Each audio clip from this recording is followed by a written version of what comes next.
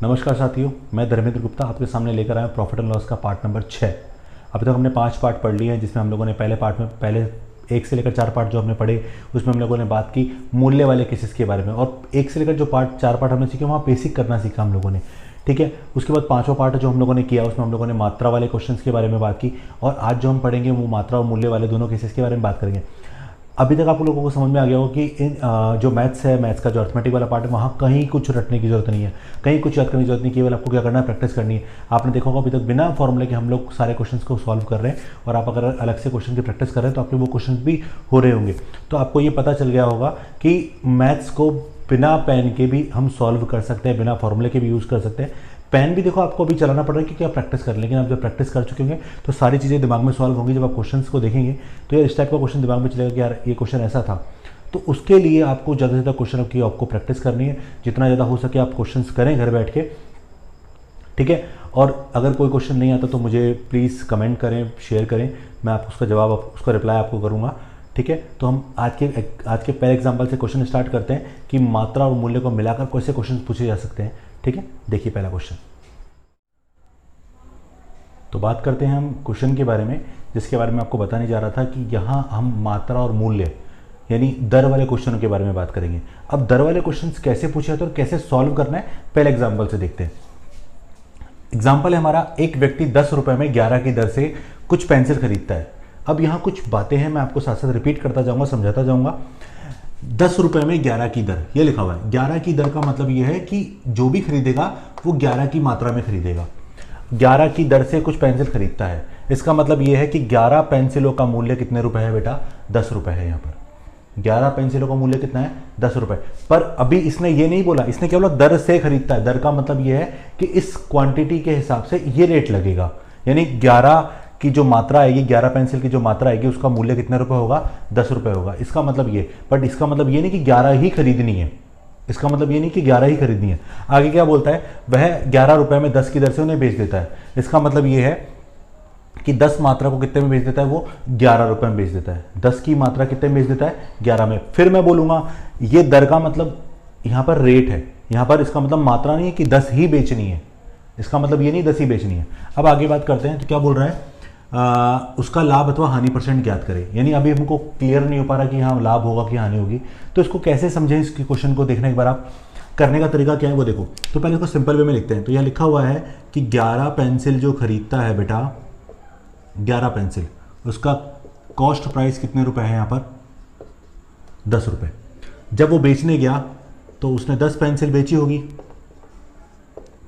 कितने की बेची, 11 रुपए की। यहां उल्टा लिखा हुआ है।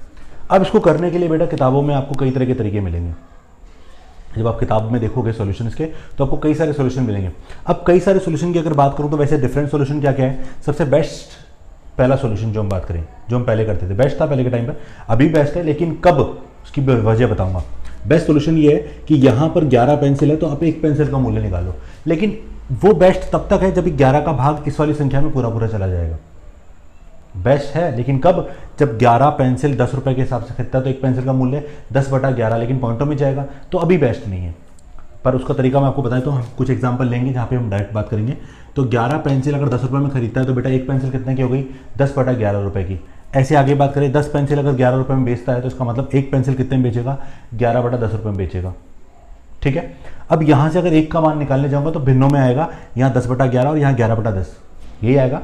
तो अगर मैं इसको सॉल्व करने बैठूंगा तो कैलकुलेशन मेरे लिए क्या होगी, लंबी होगी, टाइम वेस्ट होगा। हमें क्या करना है, हमें टाइम बचाना है। हमें क्या करना है, टाइम बचाना है। और टाइम कब बच सकता है, जब कैलकुलेशन आसान होगी। पहला तरीका ये, तो इसको हम नहीं कर रहे, कारण मैं आपको बता रहा हूँ, क्योंकि 11 का भाग 10 में पूरा पूरा नहीं जाएगा, पॉइंटों में जाएगा, तो मैं चाहता हूँ कि मेरा टाइम वेस्ट ना हो। सेकंड तरीका जो किताबों में मिलता है, क्या मिलता है, ऐसे आप इस 11 को इस 11 से क्रॉस गुणा करो। 11 को 11 से गुणा किया 121 यहाँ लिख दो, 10 को 10 से गुणा किया 100 रुपये यहाँ लिख दो, तो 100 रुपये आपका क्रय मूल्य हो जाएगा, 121 रुपये आपका विक्रय मूल्य हो जाएगा। ये आप काम कर सकते हैं। ठीक है, लेकिन ये हर जगह अप्लाई नहीं होगा, ये हर जगह अप्लाई नहीं होगा। फिर क्या करें, एक इंपॉर्टेंट और सबसे बेस्ट मेथड इन सब में, तीनों में बेस्ट जो बता रहा हूँ, देखो पहला बेस्ट था अपने आप में, जब एक की मात्रा का वैल्यू आप निकाल सकते हो, एक का मूल्य आप निकाल सकते हो। लेकिन मैं आप जो मेथड बता रहा हूँ वो सब जगह एप्लीकेबल होगा, सब जगह काम करेगा और ईजी भी रहेगा आपके लिए। क्या, यहाँ 11 पेंसिल आपने कितने में खरीदी है, 10 रुपये में, और अब 10 पेंसिल कितने में बेची आपने, 11 रुपये में। तो आप एक काम करें, यहाँ से एक पेंसिल का मूल्य निकालने की जगह आप क्या करें, इनकी मात्रा समान कर दें। क्या कर दें, मात्रा समान। मात्रा समान का फायदा क्या मिलेगा, एक बात बताओ, मात्रा समान का मतलब ये कि जितनी मात्रा मैं खरीद के लाया हूं उतनी की उतनी मैंने क्या कर दी, बेच दी। क्या मतलब है, जितनी लाया वो सारी बेच दी। तो कितने में लाया और कितने में बेची, तो इसका मतलब अगर मैं कम में लाया और ज्यादा में बेचा तो मुझे क्या होगा, प्रॉफिट, और अगर ज्यादा में लाया और कम में बेचा तो मुझे क्या होगा, लॉस होगा। तो एक काम करते हैं, मात्रा समान करते हैं, देखिएगा कैसे। यहाँ कितनी पेंसिल है, 11, यहाँ कितनी है, 10। मात्रा समान करनी है, ठीक है। हमने लास्ट कॉन्सेप्ट जो पढ़ा था ना, जिसमें हम लोगों ने बात की थी मात्रा वाले क्वेश्चन की, वहाँ मात्रा समान की थी, सेम यहाँ करने वाले। तो सबसे बेस्ट तरीका पता है क्या है, इस 10 को ऊपर गुणा कर दो और उस 11 को नीचे गुणा कर दो, ठीक है। अब इसको इससे गुणा करोगे वैसे, और इसको इससे गुणा करोगे तो दोनों का मान क्या आएगा, समान आएगा। लेकिन हमारे लिए इंपॉर्टेंस इसकी नहीं, हमारे लिए इंपॉर्टेंस इसकी है, क्योंकि कॉस्ट यहाँ से निकलेगा। तो वैसे गुणा करके बताता हूँ मैं आपको, और गुणा याद रखना, इधर करोगे तो उधर भी करना पड़ेगा। तो इसका मतलब हो गया 110 पेंसिल का क्रय मूल्य 10 गुणा 10 कितने रुपए हो गया, 100 रुपए। ऐसे इसको जब उससे गुणा किया,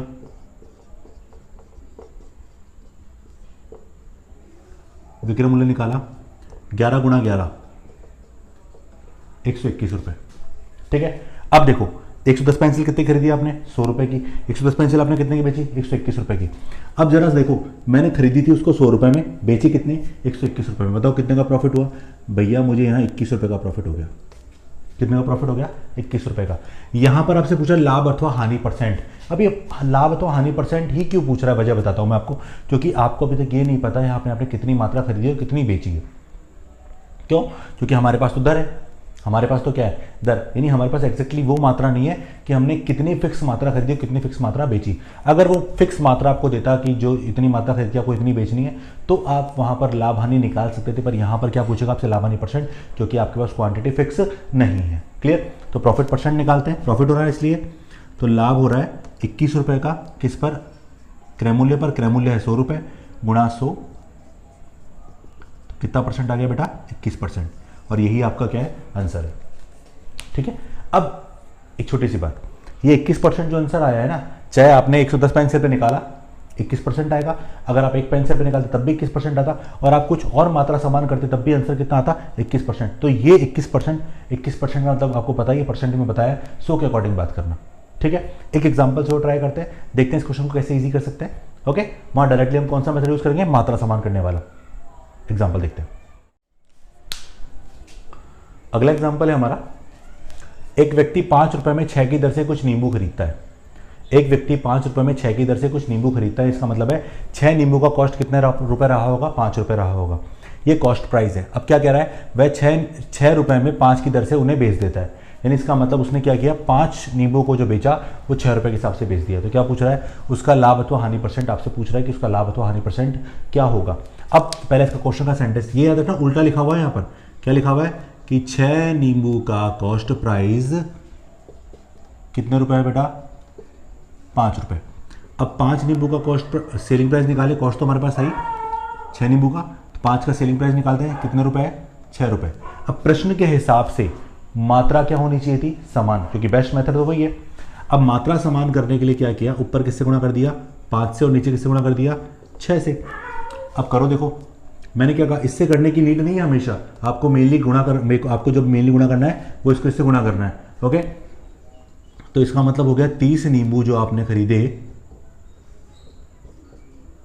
कितने रुपए में खरीदे, 25 रुपए में, और जब आपने 30 नींबू बेचे तो 6 × 6 36 रुपए। तो इस तरह से 30 नींबू का कॉस्ट कितना हो गया, 25 रुपए, और 30 नींबू का सेलिंग प्राइस कितना हो गया, 36 रुपए। बताओ प्रॉफिट कितना हुआ, प्रॉफिट हो गया बेटा 11 रुपए का। अब प्रॉफिट परसेंट निकाले हम लोग, क्या निकाले, प्रॉफिट परसेंट। तो बताओ कैसे निकालेंगे, 11 रुपए का प्रॉफिट किस पर हुआ, 25 रुपए पर, गुणा 100। 100 क्यों किया है पता है ना। अच्छा एक चीज़ और, 25 क्यों लिखा है, क्योंकि 25 यहाँ पर क्या है, कॉस्ट प्राइस है। तो 11/25 गुणा 100 कितनी बार कट गया, 4 बार। तो आंसर कितना आ गया इसका, 44%। ठीक है। अब एक छोटी सी बात हो, अगर यहां मात्रा भी दे देता, अगर यहां मात्रा भी आपको दे देता, तो उस केस में आंसर परसेंट में पूछता तो आंसर फिर भी कितना आता, 44% आंसर ही आता, क्योंकि ये 44% एक नींबू पर भी है, 100 नींबू पर भी और 30 नींबू पर भी है, सब नींबू पर प्रॉफिट ओवरऑल परसेंट कितना है 44%। अगला एग्जांपल देखते हैं, उसमें हम मात्रा डिसाइड करेंगे, क्वेश्चन में दे रखी होगी उसके हिसाब से। ओके, देखिएगा अगला एग्जांपल देखते हैं। एक दुकानदार 5 रुपए में 12 की दर से 180 गोली खरीदता है। इस क्वेश्चन में 180 गोली लिख दी है इसने यहाँ पर, यानी ये जो इसने मात्रा खरीदी उसको उसने इसमें कितनी मात्रा खरीदी, 180 मात्रा खरीदी, यानी इस वाले रेट में उसने 180 मात्रा खरीद ली तथा 6 रुपए में 5 की दर से सभी गोलियां बेच देता है, यानी सभी गोलियां ने 180 गोलियां उसने बेच दी। ठीक है, यहाँ तक क्या किया उसने, 180 गोलियों को 12 रुपए के हिसाब, 12 गोलियों को 5 रुपए के हिसाब से खरीद लिया, और सभी गोली जब बेची तो उसने क्या रेट रखा कि 15 गोलियों को उसने 6 रुपए के हिसाब से बेच दिया। ओके, अब क्या पूछ रहा है, तो उसका लाभ अथवा हानि या लाभ हानि परसेंट दोनों पूछ लिया, यानी मान जो वैल्यू दोनों की पूछ रहा है उसके बारे में आंसर करवाना चाह रहा है आपसे। सबसे पहले देखो मैं एक तरीका बताना चाह रहा हूँ आपको कि आप चाहो तो इन 12 के हिसाब से जब आप गोलियां खरीद रहे हो, खरीदने आपको 180 गोली, तो उसकी कॉस्ट निकाल सकते हो। तो मैं आपको 2 तरीके बताऊंगा इसके अंदर, दोनों तरीके देखिएगा। पहला तरीका, एक काम करते हैं कि 12 जो गोली हैं उसको जो आपने खरीदा, 12 गोलियों का जो कॉस्ट है वो कॉस्ट है हमारे पास 5 रुपये, पर हमें खरीदनी कितनी है 180, तो 12 को किससे गुणा करो 180 आ जाए। एक तरीका तो ये, तो 12 को 15 से गुणा करना पड़ेगा, 180 आ जाएगा। ओके, तो ये हो गया एक तरह से 180 गोलियां।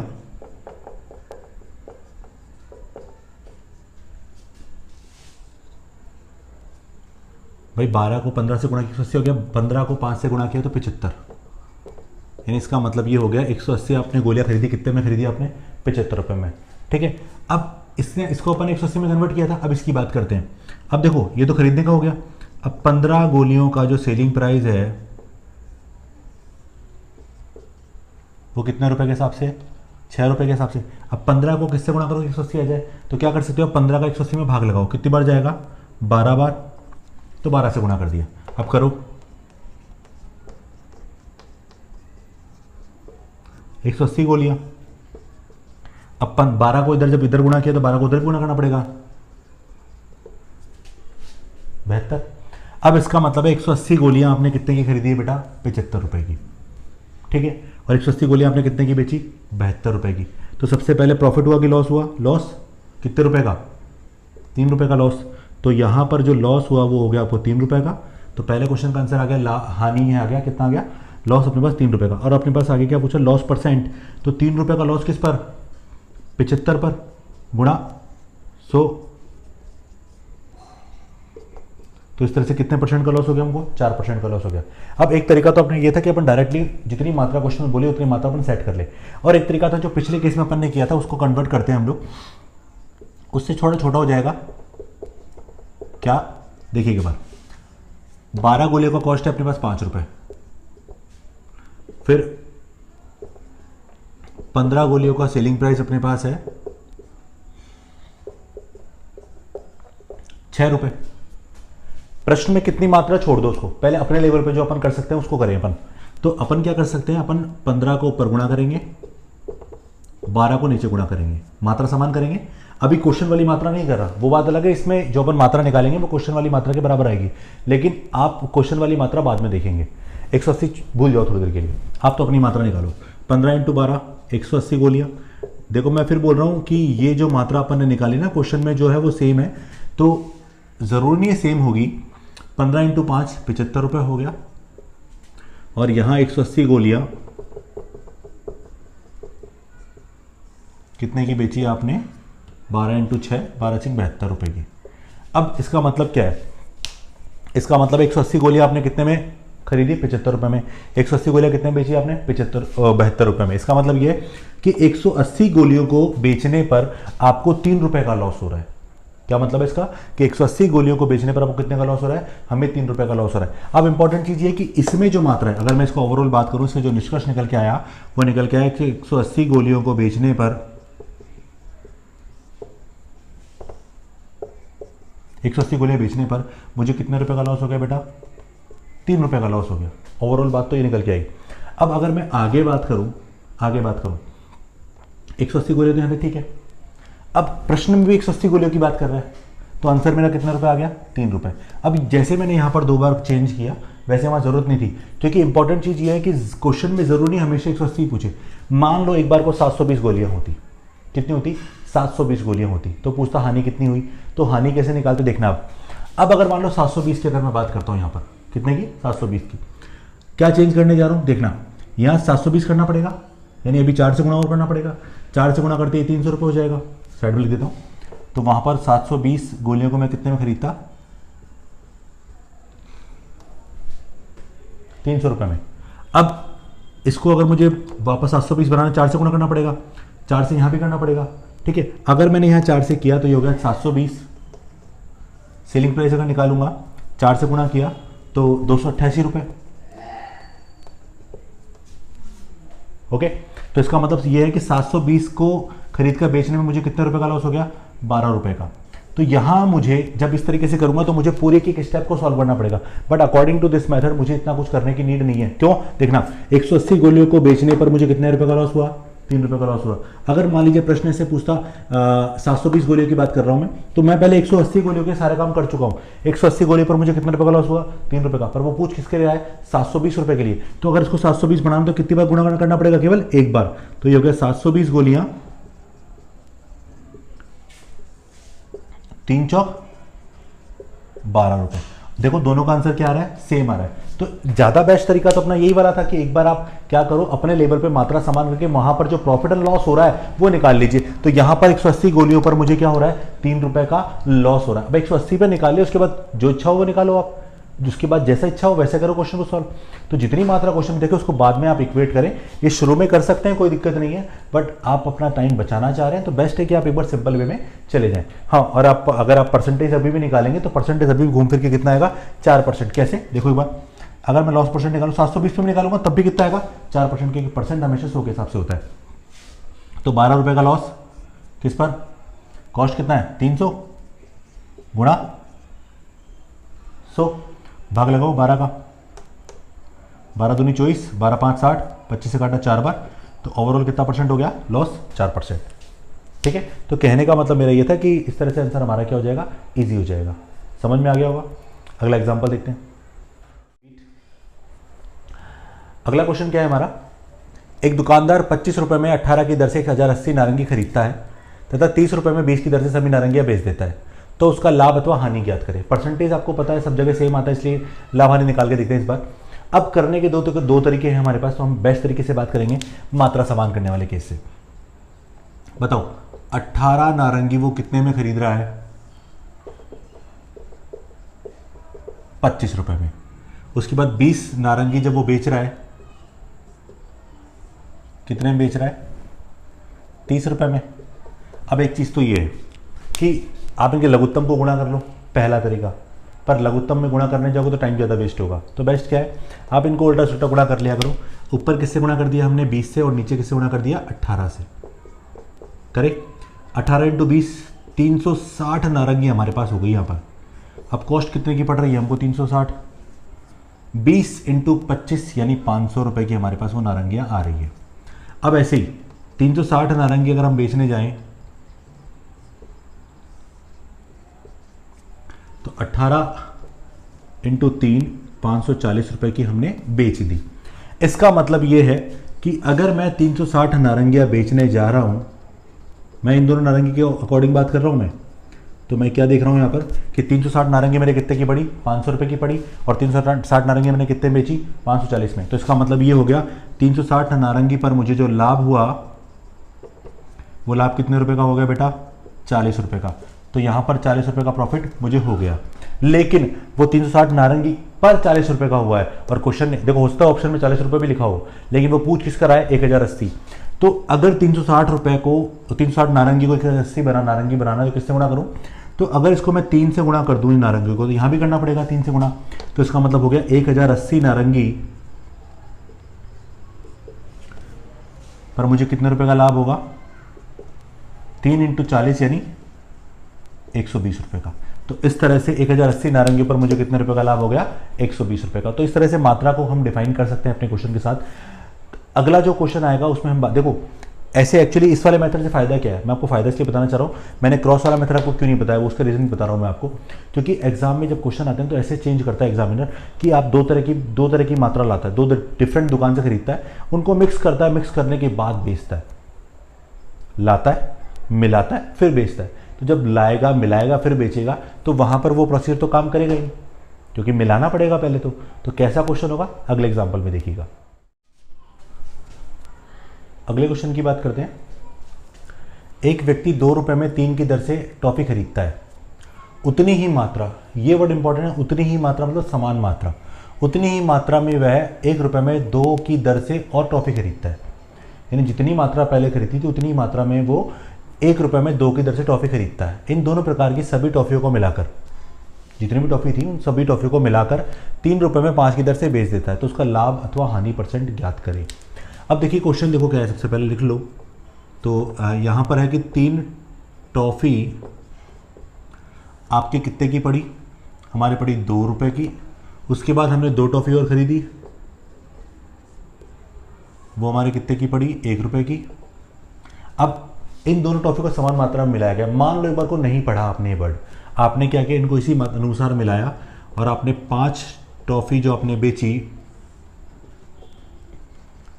वो 3 रुपए के हिसाब से बेच दी। तो इस क्वेश्चन में आपको क्या होगा, देखना बेटा, अगर 3 और 2 को मिलाया 5 रुपए में खरीदी, 2 और 1 को मिलाया 1 रुपए 3 रुपए में खरीदी, तो 5 टॉफी आपने कितने में खरीदी, 3 रुपए में। और जब बेचने की बात आई तो आपने 5 टॉफी 3 रुपए में बेच दी। तो आपने जितने में खरीदा तो उतने में क्या कर दिया, आपने उसको बेच दिया। अब जितने में आप खरीदोगे, जितनी मात्रा आप खरीदोगे उतने में बेचोगे, तो आपको क्या होगा, नो प्रॉफिट नो लॉस। तो इस क्वेश्चन का answer no profit no loss आता, बट ऑप्शन में मिलता ही नहीं। कारण क्योंकि ऐसे क्वेश्चन में चला के वो ऑप्शन नहीं देता। उसको पता है कि बच्चा ये गलती करेगा, लेकिन फिर भी नहीं दिया। क्यों? क्योंकि वो आपका टाइम खराब करवाना चाह रहा है। मिलेगा नहीं आंसर आपको, क्योंकि आप गलती करोगे। और कोशिश ये रहनी चाहिए एग्जामिनर की, वो आपको ऑप्शन देता ही नहीं है। जो गलती आप करते हैं ना, वो ऑप्शन देता ही नहीं है आपको, क्योंकि उसको जो सिंपल तरीका मिलता है ना, वो एग्जामिनर हटा ही देता है वहाँ से। सेम वहाँ से हटा दिया। तो यहाँ क्यों नो प्रॉफिट नो लॉस है? क्योंकि कारण ये था, मैंने आपको बताया ना, इन दोनों को समान मात्रा में मिलाना। तो सबसे पहला काम है इन दोनों को समान मात्रा में मिलाओ। तो इसको हटा देता हूँ मैं एक बार, पहले इनको मिलाते हैं। तो समान करें, 2 3, ऊपर गुणा किया, 3 दूनी 6 टॉफी कितने की हो गई बेटा, 2 × 2 4 रुपए की। अब इसको इससे गुणा किया तो 6 टॉफी कितने की, 3 × 1 3 रुपए की। अब इन दोनों प्रकार की टॉफियों को समान मात्रा में मिला लिया हम लोगों ने। तो मिलाओ 6 और 6 12 टॉफी कितने की हो गई, 4 और 3 7 रुपए की। अभी तक तो हमने क्या किया, समान मात्रा में टॉफियों को मिलाया है। अब मिलाने के बाद उन्हें बेचने जाऊंगा। तो यहां 5 टॉफी जो बेचने गया 3 रुपए के हिसाब से, तो प्रश्न के हिसाब से मात्रा क्या होनी चाहिए थी, समान होनी चाहिए थी। तो ऊपर बेटा 5 से गुणा कर दिया और नीचे 12 से गुणा कर दिया, क्योंकि हम जो करते हैं कंडीशन हमारे हिसाब से मात्रा समान रखते हैं। तो 12 5 60। तो फाइनली अब हमारी लास्ट स्टेप आ गई। तो 60 टॉफी कितने की हो गई हमारे पास, 5 × 7 35 रुपए की कॉस्ट। 12 5 60 और यहाँ 60 टॉफी पर ने बेची, तो 12 × 3 कितना हो गया, 36 रुपए। अब इसका मतलब क्या है, पढ़ो। 60 टॉफी आपने कितने में खरीदी, 35 में, और 60 टॉफी आपने कितने बेची, 36 में। तो इसका मतलब ये हो गया कि आपको यहाँ पर क्या हो रहा है, 35 में 36 में बेची, तो आपको 1 रुपये का लाभ, 1 रुपये का प्रॉफिट। और अगर मैं आपसे प्रॉफिट परसेंट पूछूं, 1 रुपये का प्रॉफिट किस पर, 35 पर। पता है ना प्रॉफिट क्यों नहीं पूछ रहा वो आपसे, प्रॉफिट भैया इसलिए नहीं पूछ रहा क्योंकि यहाँ पर फिक्स मात्रा नहीं है, जितनी आपने खरीदी और उतनी आपने बेची, फिक्स मात्रा नहीं है। ठीक है, तो मात्रा नहीं है तो आपसे हमेशा लाभानी परसेंट पूछेगा, फिर चाहे आप एक वस्तु पे निकालें चाहे सभी वस्तु पे निकालें, आंसर तो आपका सिमिलर ही आएगा। तो इस तरीके से अपन ने इसका क्वेश्चन का आंसर निकाल लिया। ये इजी पड़ा हम लोगों के लिए। अगला एग्जांपल देखते हैं एक बार। अगला एग्जांपल देखते हैं। एक व्यक्ति 3 रुपए में 4 की दर से नींबू खरीदता है। लिख लेते हैं साथ साथ। तो बेटा 4 नींबू उसने खरीदे 3 रुपए में, उतनी ही मात्रा यानी समान मात्रा। तो पहला काम आपका अपना क्या होगा, समान मात्रा करना। फिर 5 नींबू आपने खरीदे 4 रुपए में।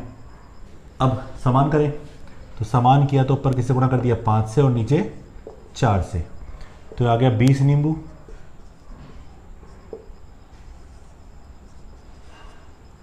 पाँच दिया 15 रुपए के, ये 20 नींबू, 4 चौक 16 रुपए के, समान मात्रा हो गई, मिला दूं तो 20 और 20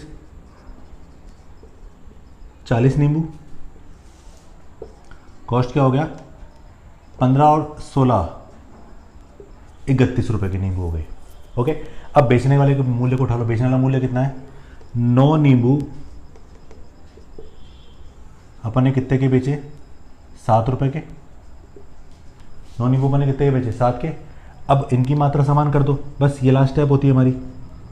तो ये थोड़ा कैलकुलेटिव होता है, लेकिन आपको जरूरी नहीं लेफ्ट वाला पोर्शन गुणा करने जा रहे हो, केवल राइट वाले मल्टीप्लाई करने हैं आपको, ये दिमाग में रखना है। राइट वाले मल्टीप्लाई कर रहे हैं, स्टार्टिंग वाले मल्टीप्लाई नहीं कर रहे हैं।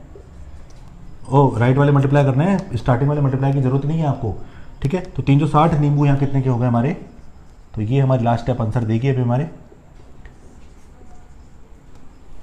9 इंटू 31 279 रुपए के। ओके, 40 इंटू 9 वही 360, पर इसको जब सेल करेंगे तो 40 इंटू 7 कितना हो गया 280। तो ये बताओ, तो 279 रुपये में आपने खरीदे, 280 में आपने बेच दिए, तो बताओ प्रॉफिट या लॉस। प्रॉफिट कितने का 1 रुपये का।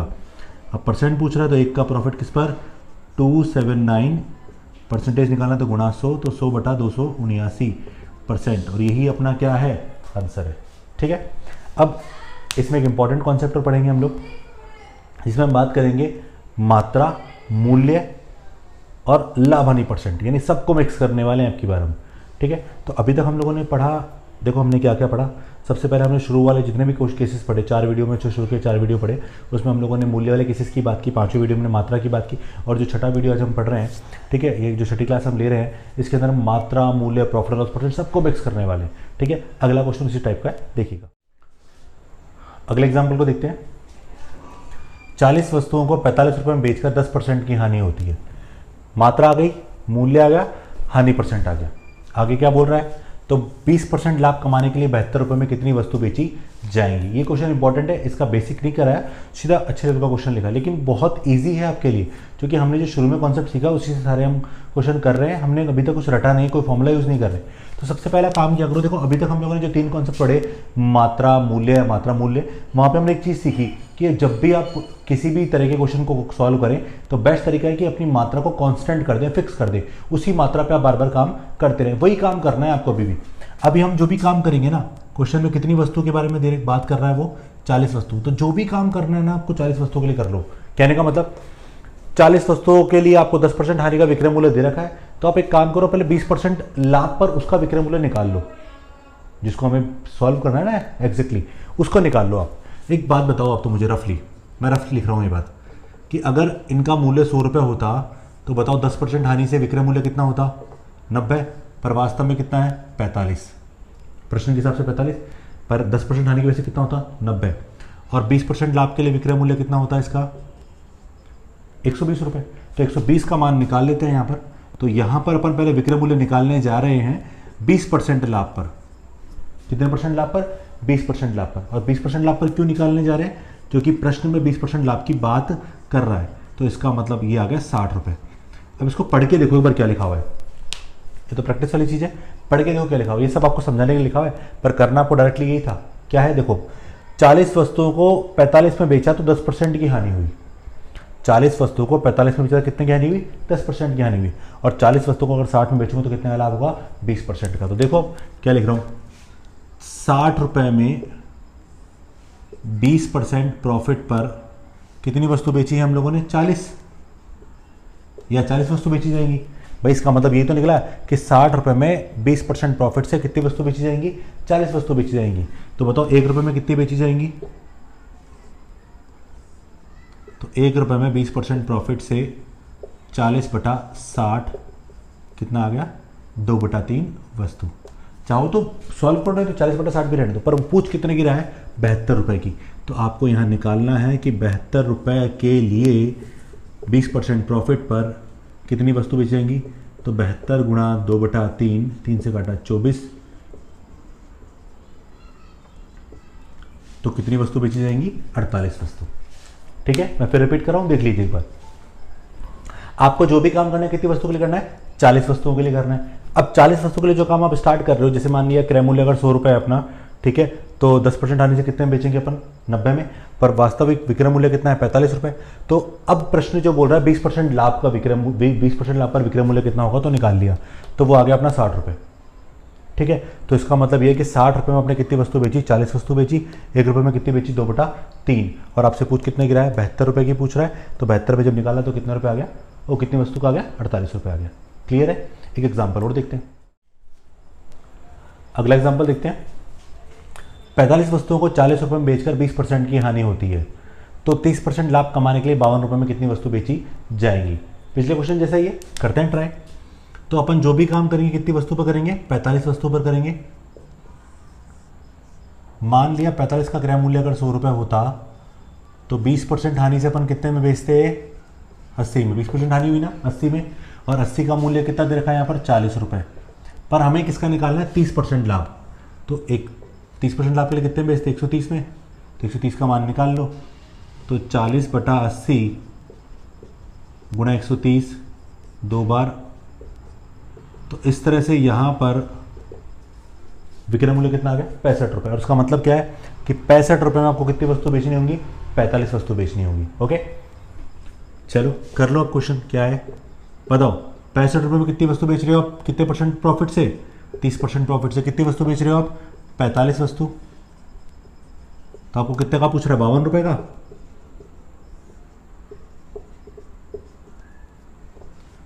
तो 45/65 गुणा 52, 5 से काटा 9, 13, 13 से काटा 4, तो 9 चौक 36 वस्तु। क्लियर है। तो इस तरीके से हमने इस क्वेश्चन का आंसर बहुत इजीली निकाल लिया। तो आज हमने बात की मात्रा मूल्य वाले केसेस के बारे में, तथा मात्रा मूल्य और लाभ हानि % के साथ हमने बात की।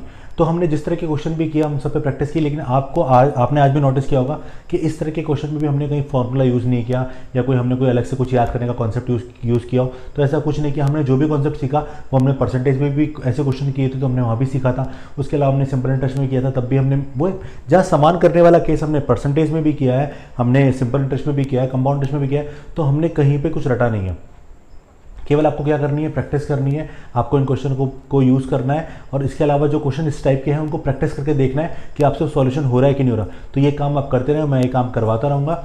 ठीक है, तो आज की क्लास ओवर करते हैं, और नेक्स्ट पार्ट जो आएगा वो इंपॉर्टेंट आएगा, क्योंकि उसमें ऐसे क्वेश्चन आएंगे जहाँ पर हम लोग ना तो कोई सो मानेंगे ना कुछ करेंगे। वहाँ इक्वेशन वाले टाइप के क्वेश्चन होंगे, वहाँ ऑप्शन से कैसे सॉल्व किया जाएगा, और कई क्वेश्चन ऐसे जिसमें समीकरण आपको बनाना पड़ेगा, तो उसका कुछ नहीं कर सकते, वो आपको करना ही पड़ेगा। ओके, और लेकिन कुछ अच्छे क्वेश्चन, और इसके साथ हम नया चैप्टर भी ऐड करेंगे जिसका नाम है डिस्काउंट, जिसके बाद ये चैप्टर की मतलब स्पीड और बढ़ती जाएगी, क्वेश्चंस अच्छे लेवल के और आते जाएंगे, और थोड़ा फास्ट करेंगे। ओके, तो आज की क्लास ओवर करते हैं। Thank you so much.